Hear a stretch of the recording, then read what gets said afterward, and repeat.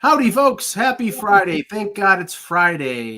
We have lots to discuss, a lot of news that occurred after our show on Wednesday. We were very prescient, though, because we did discuss Elias Lindholm, and then he got traded in the center market, and then two guys got traded. So we'll talk about that in a few. But after the pre-show, we'll start with Gary Bettman's comments and a lot of news. But we'll start with the pre-show. Go ahead, Russ. Well, we just heard that Carl Weathers passed away, and it's kind of sad. I want to say it was a year ago. People can go to sportsology.com and look, but I think we had run into Carl at at the Philly Comic-Con, and so it was one of those things where it was a free forum, and so everybody was in there asking him questions, and he was just really open to answering anything, whether it was about Mandalorian, whether it was about Rocky, Predator, anything he'd ever done, and just such a good guy. And did anybody ask about Predator? Yeah, I got to look back. I think you asked me that question at that time, and now I don't remember. Okay. But the thing about him is, I always liked him better than Stallone. I was an Apollo Creed fan. I didn't care for Rocky. I thought he was a dope, and I didn't really care if he won or not. I liked Apollo Creed because he was slick. He was the champ, and I felt like he was the better guy to kind of like get behind. I know that's not what the script writers wanted, but that's what I like. Yeah, you're out on a reservation there, Russ. I loved him in Rocky 3 when he joined sides with Rocky and against Clubber Lang. That was Now the sad thing is, Jan, and I'm sure they have all these commercials in the can, is that he was doing the Apollo Creed thing for Gronk for the Super Bowl for the kick. And now, he's not going to be there for the actual kick. Yep. I mean, actually, probably most people know him more recently, besides Mandalorian, from Happy Gilmore, obviously. Yes. He was perfect in that role in Happy Gilmore. And then, Russ, I'm surprised you haven't brought up Action Jackson. I know he did, actually. So in this thing, he did answer Action Jackson, and he said he created it. That was his idea. So, yeah, he was open to anything. And he talked about script writers for Rocky. I would go with singular script writer, because I think Sylvester Stallone wrote the first one. Maybe others collaborated on the other ones, but he wrote the first one. Yeah, no, that's what we hear. Stop it with all these conspiracies. Ask Chuck Wepner. I don't know. Talk to Chuck Wepner. It was inspired by him. Yeah, it's based on Wepner's story. There's no question. I mean, you had to grow up in Jersey to know who Wepner was. I think Stallone even admitted that it was inspired. He admitted it like 30 years later. Right. Yeah, but no, he didn't admit it for a very long time. Funny thing is that in Action Jackson, I remember watching that movie a bunch of times. A young and rather vivacious Sharon Stone, that was one of her first movies, and also as the villain, Coach Craig T. Nelson, which was completely against type because he was always the nice guy, except for that movie and The Devil's Advocate. And then Vanity, who was the love interest. But yeah, no, I mean, he was great in Devil's Advocate. By the way, he was great in that movie. Very unsung role for him, but he was really good in that role.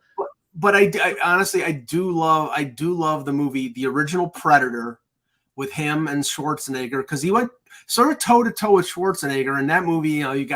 You got Jesse the Body, and you've got who is it? Shane Black is one of the who was the screenwriter for a number of big movies like Lethal Weapon. He was one of the guys, and Bill Duke, and it was just a great movie, and sort of he was like the co-lead with Schwarzenegger. So that one of my favorites. Anyway, Carl Weathers sucks. So is it 78 years old? And that's 70 something. It was in his late 70s. But yeah, 76. That's right. Stinks. 2020 every year. We keep saying that this year is going to be better, and seems to get worse and worse in terms of people. I mean, obviously, also we probably can mention now Blaine Lacker from the Bruins passed away, and he was only 53. Yeah. And I obviously remember him. I mean, most people have been posting about his mask, which was a classic mask for a goaltender. Yeah. But I remember Lacker with the Bruins very well. He was one of those like playoff rookie, like Steve Penny type of, like, he had 1 year where he was good in the playoffs for the Bruins and then really didn't amount to much after that. But anyway, let's start the show. Hello Hockey World. Today is Friday, February 2nd, Groundhog Day 2024. I'm Jan Levine. Russ Cohen from Sportsology. And I'm not Punxsutawney Phil. I'm Michael Lagello, and this is the Hockey Buzzcast here on Hockey Shadow. Can you see your shadow in Buffalo? Is there enough sun to see your shadow in Buffalo? Yes, I see it. Okay, let's start. Okay, Gary Bettman and Bill Daly and Luke Tardif and Marty Walsh were all on the dais in Toronto fielding questions. They got the good stuff out of the way first, so let's do that first. So the good stuff, the happy stuff was the announcement that the NHL is going back to the Olympics, which is not a big shock. 2026 in Milan, although they say the building is just getting built. Just start. I told you there's problems there. Hopefully we get done in time. I will bet you anything if it doesn't get moved quickly, they'll be playing in Turin. Yeah. And the 2030 Olympics, they broke the news here is that it's going to be in Nice, France. So I think the rumor is 2034 is going to be in Salt Lake City, which we'll talk about. Yeah, well, there's a lot of the stuff today. If you read some articles in terms of the Salt Lake City expansion, which we'll talk about, I'm sure, their application. And one of the things they've talked about is they are the lead favorite for the Olympics and trying to tie that in to their expansion bid as well. Now, so that was announced. Not a big shock. The Bettman, of course, made it plain, and they basically told the owners, we're not paying for the insurance, the IIHF or the Olympic committees, we're not going to be fielding, paying a dime. So that was always I get it. Like, it really seems chintzy to bring that up. It's weird that they're still doing that, because they probably made a deal where they're paying for something else, but they want to just say, we're not doing that. We said we wouldn't. We're not. Okay. Well, because they have no problem paying the NBA's insurance because they make money on it. But anyway, but also announced was the four-nation tournament, the four-nation face-off tournament between the U.S., Canada, Finland, and Sweden that'll be held next February in undetermined venues in U.S. and Canada. And it's a 7-game, I think they said 7-game round robin tournament. Yep. So over 9 days with 2 off days in the middle, they said, I think. And it's weird. It's back-to-back off days, February 10 and 11 of the 2 off days, which doesn't really make a lot of sense in my opinion. Unless they're moving from Canada to the U.S. Maybe in terms of travel, but traveling from one location to another definitely takes a full day.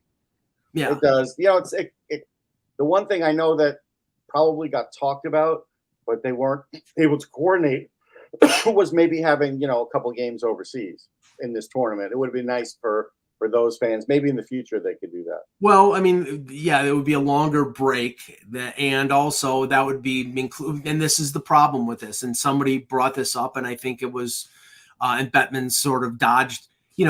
Pasternak's not going to be in this tournament. Dreisaitl's not going to be in this tournament. A lot of guys. I mean, Kucherov's not going to be in this tournament. I understand. Josie's not going to be in this tournament. There's a long list. Yeah, I understand the Russians because of the current situation with the IIHF in Ukraine. But they could have done a Team Europe they could have done 2 Team Europes, but they chose not to. Well, it's like, it's an all or nothing. No, it's not an all or nothing, because you're not doing all and you're not doing nothing. You're doing in the middle. So I mean, you use the term, I think, more so, Mike, in terms of timing and logistics seem to be and I'll use the term mine, not his, excuse that he gave, which to me is, look, this thing just didn't get cobbled together in a minute, right? We know they've been talking about this for a while. So to use the excuse in terms of time being an issue, it's kind of ridiculous, because you could have figured out the logistics over the last 6 to 9 months that you've been working on this. Right. So then it got to and they, of course, they brought out McDavid and Matthews and Aho and Lindholm. Yeah, I mean, they had him there. Why not? Like, what are they going to say? Oh, no, we hate this idea. Of course they're going to say no. I think they explained it well on Sirius. Connor McDavid never really got to express whether he was really upset or not about not being able to be in his first Olympics, right?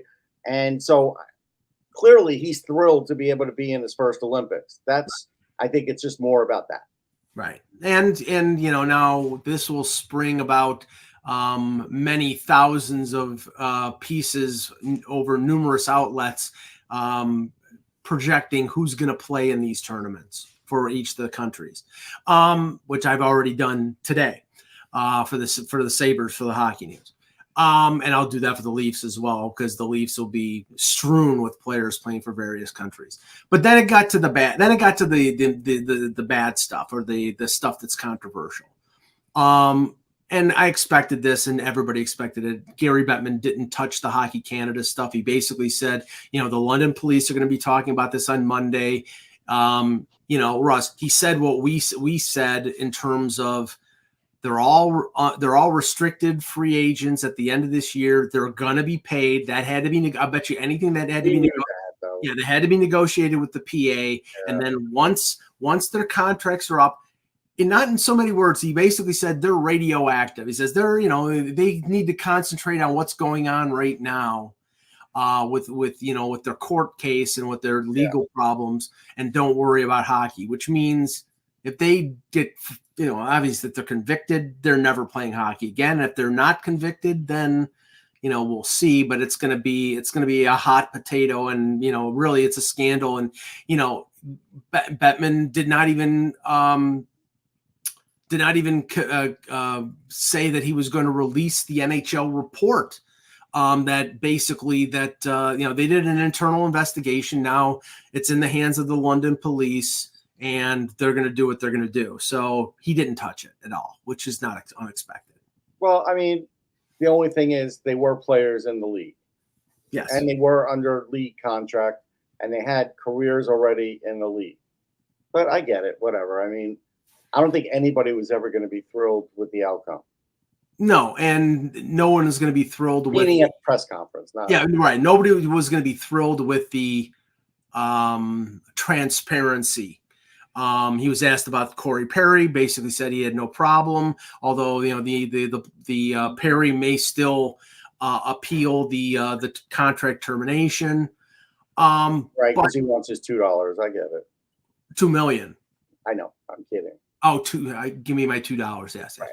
But really, I thought the most contentious thing besides Hockey Canada was Arizona. Yeah. And go ahead, let me know. Let's hear it. Okay. It's funny because Bettman, Alex Morello is essentially saying he thinks he's going to have something done, and it's going to be resolved in the next few weeks. And then, courtesy of Chris Johnston, Marty Walsh comes out, while conceding the CBA doesn't give the players anything actionable on the Arizona arena situation, NHLPA Executive Director Marty Walsh was critical of Coyotes ownership, saying they won't meet to discuss player concerns, and it's been long enough to find an arena solution. So now it's at least come to light that there's a bunch of complaints. Right. And nobody's at the complaint desk. That's what we're finding out. Right. Walsh said he's extremely disappointed with the Coyotes organization, says senior members of that organization won't even speak to the NHLPA about the conditions of the players there.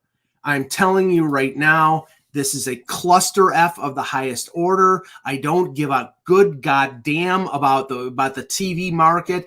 That franchise shouldn't be there. It should be moved to Salt Lake City. But the NHL is holding on by its fingernails with that damn thing, and they won't stop. But they, honestly, if the players have this big of a problem, this is going to get resolved pretty quickly. Well, I mean, so Peter said that Winnipeg moved in late May, right? Yes. So if Arizona is still there in late May, then before the Stanley Cup starts, Gary Bettman will have another press conference, and we'll get asked about it again. Yes, because he said a few weeks. Now, how many is a few weeks? I mean, please. This is like he's had a few years. I mean, I know. It's been a decade, for crying out loud. It's ridiculous. Yeah, they're stalling. I get it. I understand the PA's concerns. You told me that there was an Athletic article out that had players anonymously talking about what it's like to be on the the opposing end, the visiting end of Mullet Arena, and the fact that Marty Walsh felt like he had to say something there tells you all you need to know, because he probably would rather have not have done that. I'll give you the direct quote here, Jan, from anonymous players. The arena is dog shit, one player said. Should never be in the NHL. It's pathetic. It's not the show. Can't take it seriously. That's what they're saying. That's what they're saying. Again, this doesn't surprise any of us, though, right? I mean, unfortunately, given the situation, right, they're going to exhaust, Mike, as much as you may not like it, every single possibility of remaining in that location because they don't want to move. They've made that very clear. So we can rant until we're blue in the face, until Gary Bettman and the remaining owners want to move. It's not going to matter. Now, granted, these quotes doesn't necessarily put the arena and the location in the best light, and doesn't put the organization in Arizona in the best light. Well, and considering what Marty just said, what Marty Walsh just said, that really didn't, because that's coming from somebody who wants to be on the record for it and wish they did have a say in it. Yep. Right. But I mean, if all of a sudden, I mean, it's not all of a sudden, because this has been going on now for a year and a half. If the players are complaining about this, and now the owners are bringing it up at the Board of Governors meeting, that when is this going to be resolved? Bettman can put a nice face on it as much as he wants, but this is a boondoggle. Now, of course, everything was like, well, we have so many people asking us about NHL franchises. We've got Atlanta. We've got Cincinnati, which was the first one. Cincinnati now. Okay. WKRP. Yeah, and he asked how far along with Cincinnati. He says preliminary. So they don't even have a building. The Cyclones play somewhere. But they're in the ECHL. They're in the ECHL. But no, Kansas City was mentioned. And I think Mark Messier could go back to Cincinnati. The funny thing was, who he didn't mention was Quebec City, until a reporter friend of mine brought up Quebec City, and he sort of shined it off. He was like, well, they're off the radar. Any market that's interested, if they're interested, well, they're not off the radar, Russ, because I mean, from what the reports that were out there, they were promised a franchise. But again, promised like 5 years ago. They're off the radar, Mike. I'm telling you, they're nowhere near. There is an ownership group there, Russ. It doesn't matter. They don't want to invest in a team that has to worry about the Canadian dollar and the losses, the instant losses that you get just from the dollar transfer the minute they turn the key. And until that changes, they're not going to do anything about it. I'm telling you. It's utter horseshit. It really is. And this is the thing. I mean, they're talking about expansion. Why? Because the new TV contracts in Canada and the U.S., and there's another TV contract, I think it's 3 or 4 years in the U.S. I don't know how long the ESPN TNT deal was. But one of the things that they were talking about is the fact that they only have 25 teams in the U.S., and they need to expand to more markets to make the TV deal more. And what I think that may be playing into this, but they're going to have to take care of Arizona first before they take on any expansion. That's right. The question is, you haven't even brought up the other one. Why are we talking about Atlanta again? Oh, they failed twice there. Now again, obviously part of it is the relationship with TNT, right? And if they're letting their TV dollars, TV partnership dictate where they create a new team, that's a problem. Although, given the stuff that we've seen with ESPN and Amazon and the NFL, that looks like it's going to be the direction a lot of these leagues start going in, with partnerships that are basically with TV and stuff. So there's a lot of talk about that. So that could be the same here with TNT. What he did say was, well, the difference between the last two failed situations in Atlanta was they're going to build a building in the suburbs, and the Braves built more in the suburbs, and it's been successful, and it's not downtown Atlanta, blah, blah, blah. Okay, I'm sorry. When a city has failed twice, and it's failed to really, I mean, okay, the Thrashers were a terrible franchise. They were terrible. And the rink wasn't bad. I was in that rink for the All-Star game. I skated on that rink. The rink was fine. It was just everything else that you're talking about is why it failed. Yeah, is it going to be better because they're outside of the city limits?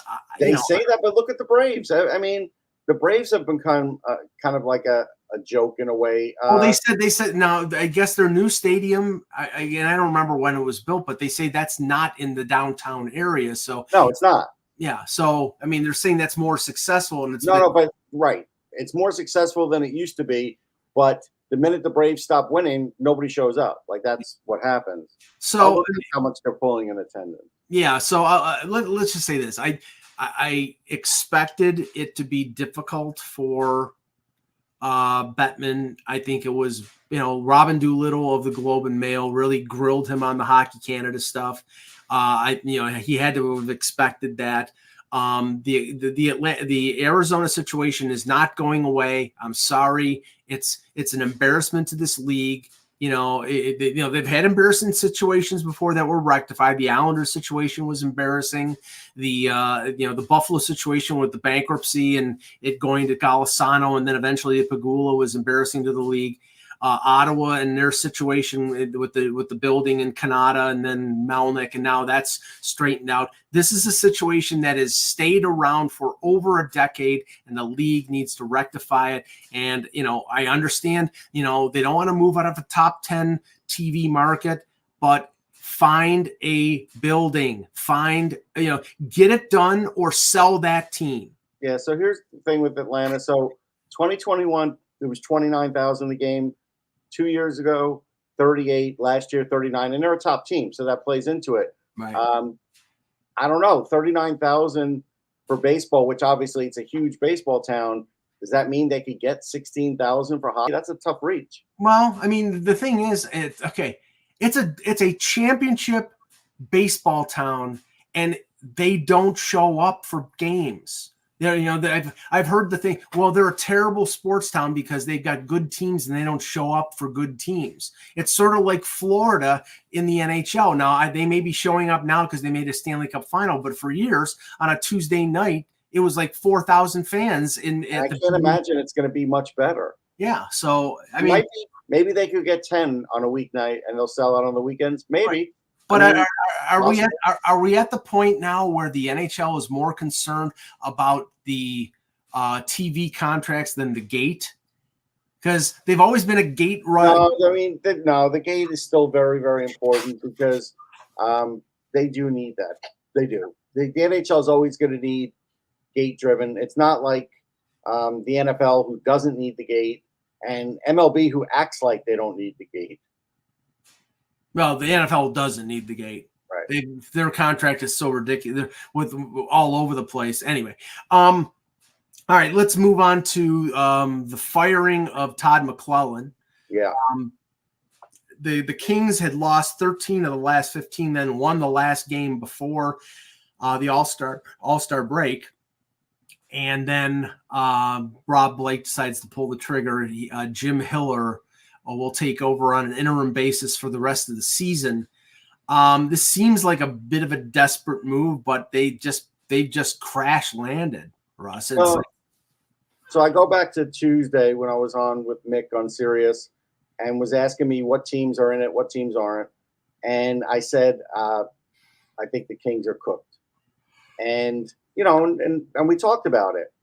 And now a few days later, clearly, even after a win, to end, the break before the All-Star game wasn't a great game either. It was against Nashville. And like you said, a lot of teams were looking towards vacation. Clearly, they didn't impress them enough even with that win.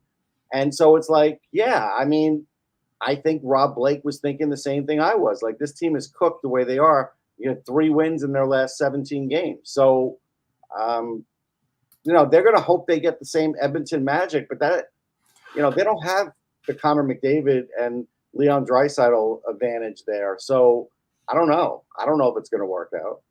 Well, currently, I'm just looking it up right now. They're in the top wild card spot with 56 points. Sorry. The Blues, the Nashville Predators are at 54. Seattle's at 52, and then it drops down to 49. Once upon a time, Mike, they were ahead in their division. Oh, they were well, not first place, but they were in third place, locked in third place. Third? I thought they got to first. No, they were never ahead of Vancouver and Vegas. Okay. But they were locked into third place, and they had like a 12 or 13 point lead on Edmonton. Yes, I remember that. And now Edmonton is 3 points ahead of them because they've won 16 games in a row, which is just, it's stupid how many games they've won with not a what I still think is not a very good team. But right now, so yeah, I mean, they're hoping they turn it around. I mean, 3-5-2 in the last 10 games. Like I said, their problem is, and this has been their problem all year, because I think they had won 10 or 11 of the first 11 games in a row on the road. They're under 500 at home. They're not. No, I have a horrible home record. 8, 9, and 6. And Timothy, no, I'm not admitting it. Mick. You can't have that kind of home record and think you're going to make the playoffs. And Timothy, no, I'm sticking with my prediction that Edmonton. Oh, come on, Mike. Even I can't. I'm sorry. They've won 16 games in a row, and they're only 3 points out of falling out of the playoffs. I'm sticking with my prediction. So sorry. Yeah. But no. Mike could have told us everything was okay on the Hindenburg too when it wasn't. It's funny. I just watched the documentary on the Hindenburg. But no. So yeah. I mean, is it possible that LA turns it around? Yes. I heard somebody say LA wants to stay exactly where they are right now, and meaning in a wild card spot, because you know what that means? They wouldn't play Edmonton in the first round because they've lost to Edmonton the last 2 years in the playoffs. And like I said, they don't have to worry about that because Edmonton's going to miss the playoffs. But anyway. Well, aside from that probably wrong prediction, I would look at it like this with LA. If they don't get a goalie, it doesn't matter what coach they bring in. Yeah, and no offense to Cam Talbot, he was hot at the beginning of the year, but he has cooled off. Well, he's worn down. He's old. He's and he's injury prone. He was injury prone with Ottawa.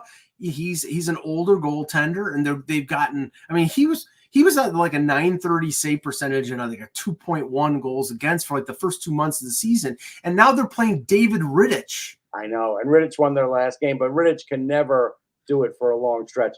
To answer David Mascott, as far as the Red Wings go, clearly I was wrong that they were going to be last in the division, but I still don't think they're making the playoffs. Sorry. I know they're going to make a move at the deadline.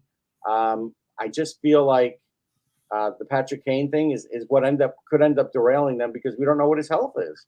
Detroit, Edmonton. Detroit. Yeah, but there's a difference. No, there's not. Oh, there's not? Edmonton doesn't have more talent than Detroit? They have more talent, but they're in a tougher conference, and they're going to miss the playoffs. Okay, so let's talk about the two trades that were made. One was made Wednesday night. So after we discussed the center market and we discussed Elias Lindholm, he gets traded to the Vancouver Canucks for a package of prospects and draft picks of a 1 and a 4. Hunter Brushkevich, the defenseman. I think it's Yanni Yermo was and then the salary dump, although Calgary may not be looking at it that way, of Andrei Kuzmenko. Maybe they can get him back to the way he was playing in Vancouver last year, but he was a drag on the Canucks this year. So they cleared the salary to bring in Lindholm, and now, Russ, they have Lindholm or Pettersson, whoever they want to play up the middle, and then JT Miller is their second line center. So now they're stockpiled up the middle. Yeah. No, I won't eat octopus if the Red Wings make the playoffs. Just answer in the chat room. It's just not going to happen. But I'll say I was wrong if it happens. What are we talking about again? What question did you ask me again? Oh no. About Lindholm, about the up the middle. Yeah, I mean, look, that does make sense. That's a good trade. Calgary gets a good return, not a great return. They don't get an A prospect in that deal. They didn't.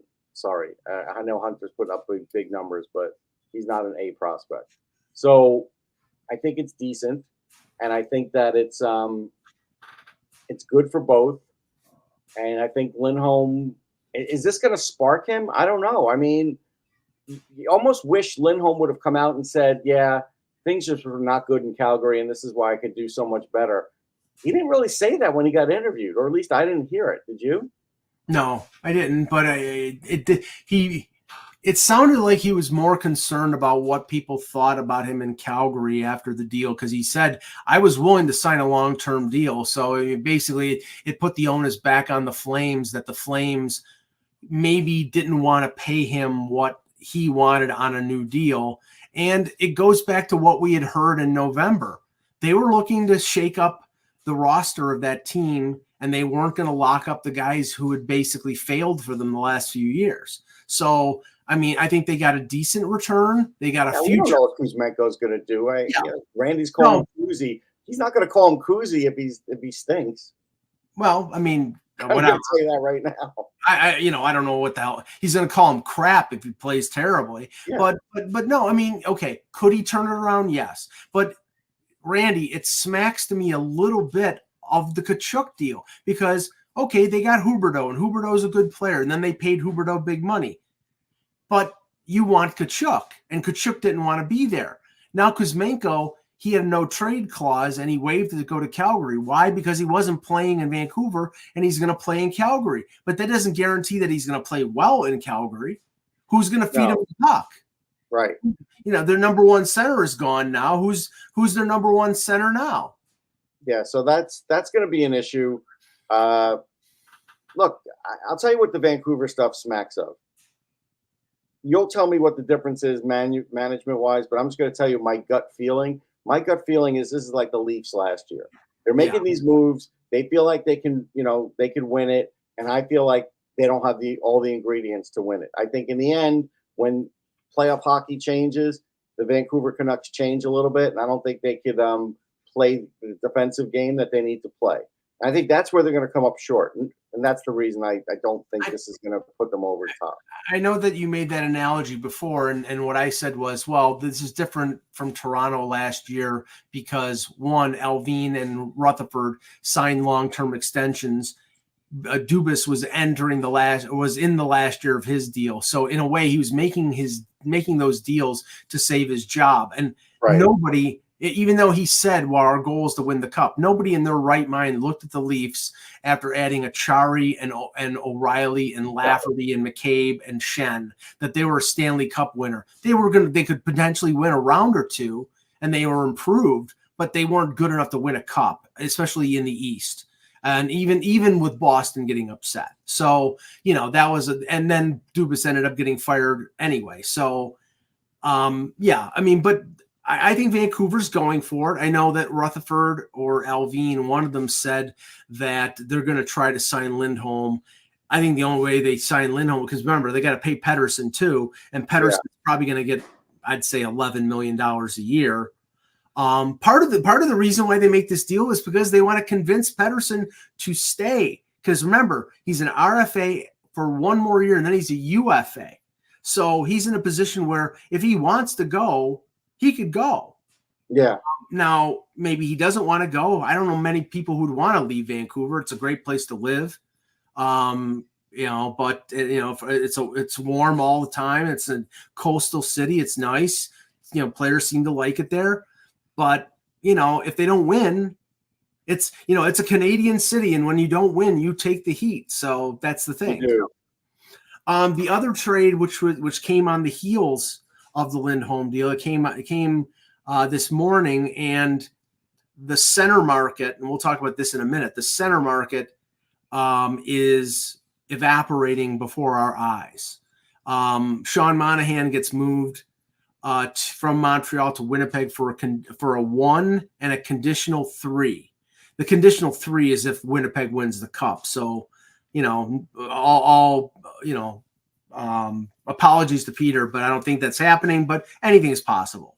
But getting a 1 for Monahan, who is a guy that who Montreal re-signed at a very economical deal of just under $2 million, and then getting Monahan to play as well as he's played, and now to get a first for it, that's a coup for Jeff Gorton and for Kent Hughes. Yeah, and I just have to point out, Monahan was the one who had the best chance of getting a first because he's a real center.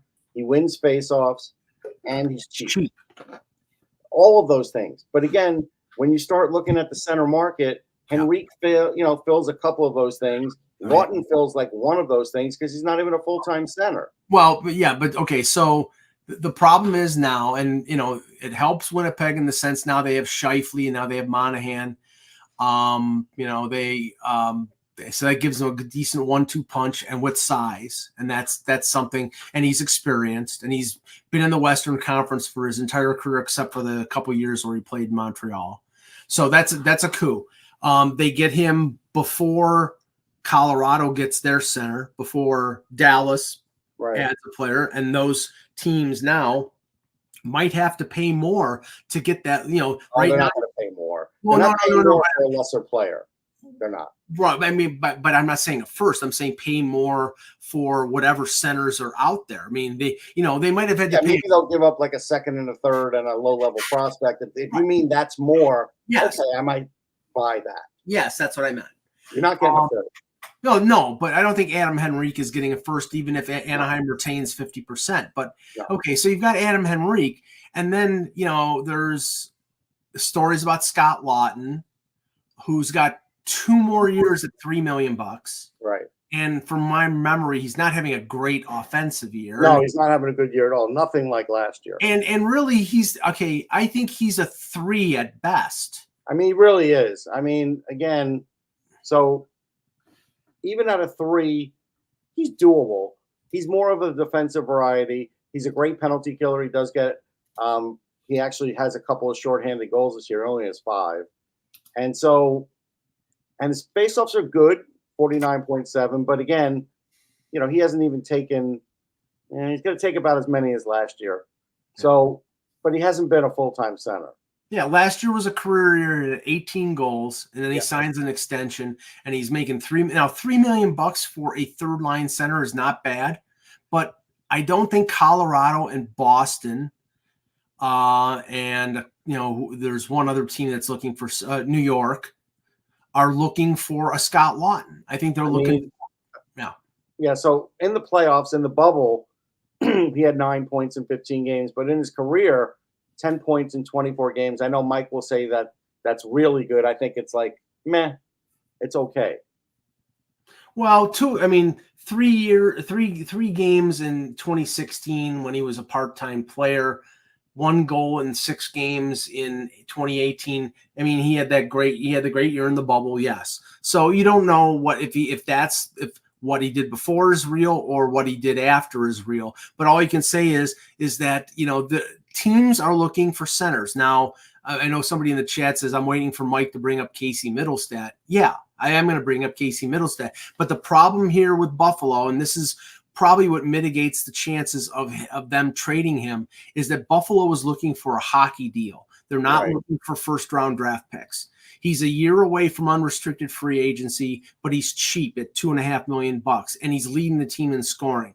If they make a trade with somebody, it's going to be, say, okay, and this is unreasonable, but I'm saying it as an example. Say Colorado likes Casey Middlestat, and they go to the Sabres and say, we want him. Okay, I want Bowen Byram.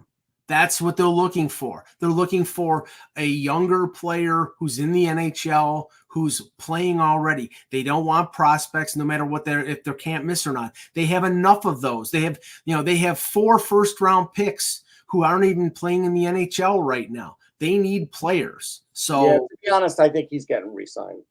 I do. He might, but I'm saying I think there's a possibility he gets traded. There's a possibility. I'm with you on that. Yeah, but the whole point here is I think there will be a number of teams now that the center market has dried up that will say, can we trade one of these guys because we can get really paid off here trading a center in this market where so many people are looking for centers. And that's going to be the interesting thing. Now, the likelihood of that is less than trading rentals because the rentals, if Anaheim's not going to pay Henrique, then right. Is Anaheim going to trade Trevor Zegras when he gets back from his injury? No. Probably not. They already did. He just extended. He just got a new deal after a holdout. Right, but it's a bridge, and they've got Carlson, and they've got McTavish, and there's chatter out there. I don't know if it's real or not. Yeah, I don't know if that's real. Yeah, but there are teams out there that have centers that might step into this market. Yeah, Bardick is saying Josh Norris. No, I mean I mean, he signed to a long-term player when he's not injured. But yeah, he signed to a long-term extension, and Ottawa would be in the same boat as Buffalo. Oh, sure, I'll trade Norris. Okay, give me your best prospect who's in the NHL, who's 21 or 22, because that's what Norris is. He's the same thing. So, yeah, we don't know how this market is sort of going to break down, but I do think that the top two of the top, they were the top two centers in the rental market. Now that they're gone, I mean, it's really now it may switch to the defenseman. It probably will, because again, those were the two guys that teams were willing to really put up for, meaning, prospects, a pick, a high pick. The other ones, look, they're decent players, but they're not ones that teams are going to go crazy for and give up the world. Okay. Caleb is asking about Gensel. Where do you see him going? Vancouver was a favorite. He's not going to Vancouver. Yeah, he's not going there now. They shot their bolt on Lindholm. I don't know if Gensel's going to go now. I mean, I know Dallas supposedly was looking for wingers. I don't know whether they could accommodate him in terms of the cap space. There would have to be retention there. There would have to maybe be somebody going back to open up. But, Dallas makes a bit of sense because I think Dallas is as much a contender in the West as Edmonton and Vancouver and Colorado and Winnipeg are. No, Colorado won't go after Gensel. They really have enough now. No, but I mean they're contenders like those guys. I think Colorado's looking for a center. Yeah, they don't need Gensel. I'm trying to think really who could use Gensel and where it would make sense. Like the Rangers won't bankrupt themselves to get Gensel. Boston, no. No, Boston won't. Toronto, no. Yeah, I'll bring up Seattle. Someone like Seattle that has a lot of young prospects. If they feel like we've looked at the numbers and Jake Gensel puts us over the top, then they might do it. But it depends how close they are because Pittsburgh's waiting until the last possible minute.